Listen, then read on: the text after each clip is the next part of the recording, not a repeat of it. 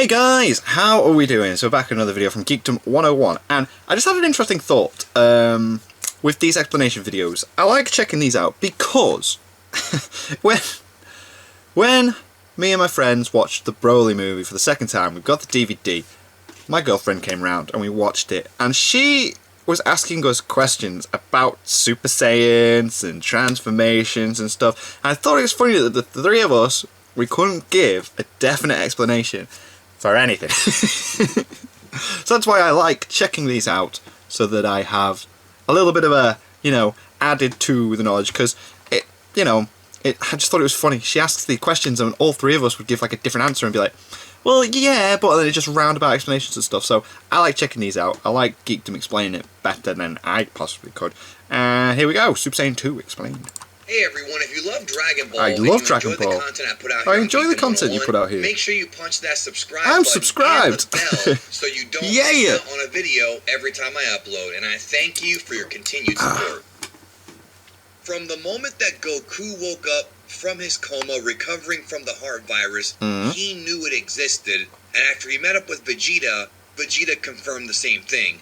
The Super Saiyan beyond Super Saiyan, and along the way, they hit a few roadblocks, namely with Grade 2, Grade 3, and of course Grade 4, which would be the key to unlocking the true power beyond Super Saiyan Grade 5, otherwise known as Super Saiyan 2. Oh wow, okay, that's confusing. Neither of those two characters would be the first to show us this power. Gohan. It would of course be Goku's son Gohan, during his fight with Perfect Cell, who unleashed a frightening power and would end up being the true savior of the Earth against Cell. Hell yes. Let's talk more about Super Saiyan 2, my favorite transformation from the original Dragon Ball Z anime, on this edition of the Transformation Guide. Okay.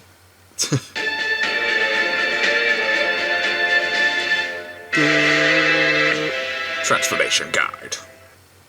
After an entire arc, or actually maybe even an entire series worth of build-up, Gohan was the first one to achieve Super Saiyan 2 during the Cell games in Dragon Ball Manga Chapter 409 and Dragon Ball Z Episode 184. So now, epic. The idea of Gohan having a dormant power is something that Toriyama had been teasing since the very beginning of the Z portion of Dragon Ball, the introduction of Gohan's character, with all the different fights Gohan had against Raditz, Vegeta, Frieza's forces, the Ginyu, Frieza himself, as well as tons of movie villains too that Toriyama did not write, but we always saw that he had potential to surpass his own father, and that's exactly what Goku realized while training with Gohan in the Room of Spirit and Time. It's almost like Goku somewhat subconsciously knew that Gohan would end up being the protector of the planet after Goku would eventually retire and or die. Now, obviously, Goku didn't know he was going to die when he was first training with Gohan, but nonetheless, he knew that at some point it would be Gohan's time to shine. He would need to and rise that up. happened when Cell was just being a prick. He created Cell Juniors and was beating up on Gohan's friends and family, and then he steps on 16's head, which was enough to really push Gohan after 16's incredible speech to finally break his limitations and show the incredible power he really had. Now, this scene is one of the greatest scenes in the history of anime, in my opinion, and even if you're a hardcore dub fan, I know tons of hardcore dub fans who prefer the Japanese version because of the music, because of Nozawa's scream, and if you haven't seen the Japanese version of this scene, I don't know what you're waiting for. It literally is my favorite scene in all of Dragon Ball Z, and a lot of people's as well. It's incredible, because of everything. But let's talk a little bit more about the transformation. So, Gohan transforms into Super Saiyan 2 and ends up just obliterating making mincemeat. Okay, not literally, but you know what I mean. Making mincemeat out of the Cell Juniors, who had just been thrown down with the likes of Trunks, Vegeta, Goku, Piccolo, guys who were very, very strong. Gohan eviscerated them. You see, the key to tapping into Super Saiyan 2 is what Goku had talked about or discussed previously. Now, if you have not seen the video I've done on Super Saiyan Grade 4, which is full power Super Saiyan, watch that video because I go into great detail there about the whole idea that Goku had, which is, getting Super Saiyan to be your natural state and then transforming upwards from there, which is what Gohan wound up being the first one to do. Now, when I called it Grade 5, I was not being, facetious here.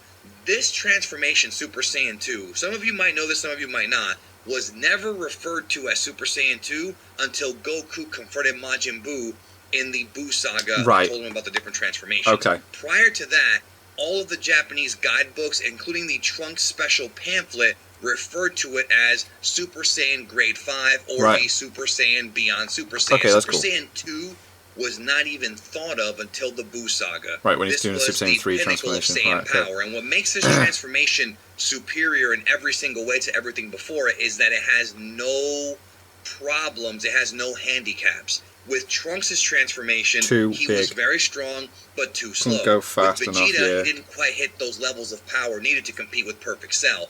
With Gohan, not only could he compete with Perfect Cell, but he straight up surpassed him by who knows how much. Perfect Cell hit him with everything, and Gohan didn't even bat an eye and wouldn't even do any damage to Gohan until he came back as Super Perfect Cell. But I'll probably be doing a more in-depth discussion on this fight in the future because there's a lot of misconceptions here. I think a lot of folks really underestimate how strong Gohan actually is during this time. But Gohan was inspired to protect the Earth from 16's passing and the speech he gave before he died. And I would say that this was a defining moment of Gohan's character. I mean, most fans point to this as being their favorite Gohan, which you can't really hate him for because he was a complete savage in this transformation. Yes, he was. Now, when it comes to the aesthetics of this transformation, it's definitely something different but similar. What I mean by that is with grade 2 and 3, you saw kind of the muscular increase in the bodies, and with grade 4, you saw the hair kind of go more whitish, more light-toned. With this form, the hair is thinner. Gohan has a very notable bang in front of him. Spikier hair. And the other really big defining characteristic is the lightning surrounding the character using Super Saiyan 2. Now, what's interesting about the blue lightning is that you have to understand that because it was used for this form characteristically, that meant that in other cases there were some misconceptions from animators and people working on Dragon Ball as to whether or not to incorporate lightning. We've seen lightning in so many other versions of power-ups and forms. So as a result of that, there are times where you see a character like, for example, Gohan in Dragon Ball Z Movie 10, where you can't really tell if he's Super Saiyan 1 or 2. And there's been debates about it, on the web, because sometimes the animators would forget to do the lightning. I mean, that's just something that would happen when you're using a weekly anime show. So even though it is rare, sometimes it would be difficult for some to figure out visually if a character was in 1 or 2. Really, it depends on how awesome they are, and they're pretty awesome, because like I said, it is my favorite form. Now, Gohan would not be the last person to tap into this form. Obviously, as the series progressed, both Goku and Vegeta were able to figure out Super Saiyan 2 during the 7-year time skip between the Cell Saga and the Buu Saga. So both of them were able to demonstrate how strong they got during the fight with Goku and Majin Vegeta. You saw how crazy strong those guys had gotten during the 7-year skip. And the reason why this is my favorite form and why it's so effective in combat is because it has no drawbacks. It's just pure speed and power, durability, endurance. When you're in this form, whole shebang, really is the truly upgraded version of Super Saiyan 1. Whereas with Super Saiyan 3, there are drawbacks to using that form, which I will cover in a later video. But that being said, Super Saiyan 2 to me was the most perfect transformation in Dragon Ball Z. Now, moving past Dragon Ball Z, when we get to Dragon Ball Super, there are some new characters besides Goku, Vegeta, and Gohan to reach Super Saiyan 2. The big ones, of course, being Future Trunks, who was able to do it at some point when he went back to the future after the Cell Saga, and Caulifla did it at one time. Same thing with Kaba. We don't know for sure if Kale did it. I don't recall her doing it. She had her own thing. Oh yeah, she had this those two legendary transformation, didn't she? See how strong it got them. Yeah, now, you got the lightning. Here's a fun fact that many may not know. When it comes to Gotenks, the fusion of Goten and Trunks, we see them tap into Super Saiyan 1 and Super Saiyan 3. But did you know that in Daizenshu 7, the Dragon Ball guidebook, it does state that Gotenks is able to do SS2. Oh. So even though we never actually see Gotenks doing Super Saiyan 2, he definitely can do it. Now, obviously, the summit's a no-brainer, but it's interesting that the guidebook actually has it listed in there, even though we never actually see it with our own eye. Now, it's interesting because Gohan's power has always been fueled from his anger. In fact, most Saiyans, when they get angry, they're able to tap into higher levels of power. But with Gohan, it's different because he went through harsh training with his father Then at the right moment, after a motivational speech from 16 and his destruction, Gohan was able to finally crack. And you actually see it in the series. He cracked and snapped and got into this form. However, with Goku and Vegeta, they trained, and presumably nothing too, I guess, emotionally stirring happened to them during those 7 years. So it's assumed that these guys just trained up, got to grade 4, and then figured out how to go above and beyond that from there. And that's essentially how it goes for Super Saiyan 2.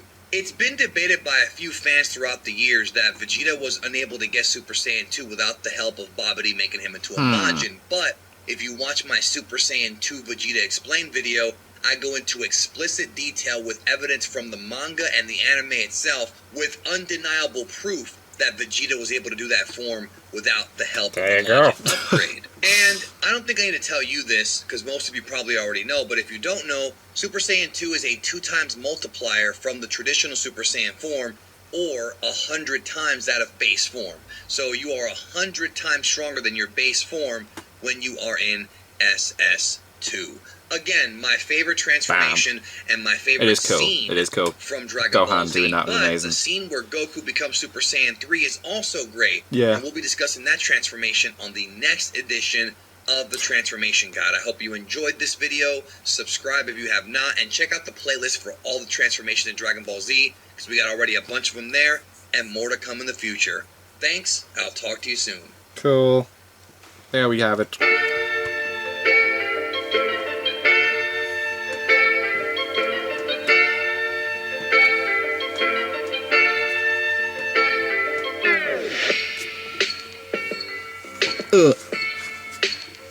Yeah, yeah. Check it. Oh, cool. Like it. I like these videos. I'll definitely, if he does the Gohan Cell thing, I'm definitely going to check that out, because it's such a cool scene! And the whole grade thing as well is just like, ooh, because it's a valid point, never mentioned until Goku's listing them all off before doing Super Saiyan 3 transformation when he's talking to Boo. So, yeah, there we have it. Yeah, my conversation with my girlfriend just appeared to dawn. It's like, yeah. There's so much going on. It's like, how does that work? From an outside perspective, as soon as someone's sitting down watching that, and it's like, wait a minute, what's all these transformations? And then I remember asking about tails and stuff, and we were like, so... Anyway, thank you guys very much for watching. What do you guys think of that? What do you guys think of this? Click like, subscribe if you haven't already. Leave comments down below, let me know if you watch good future videos. I'll see you guys. So you guys, next time.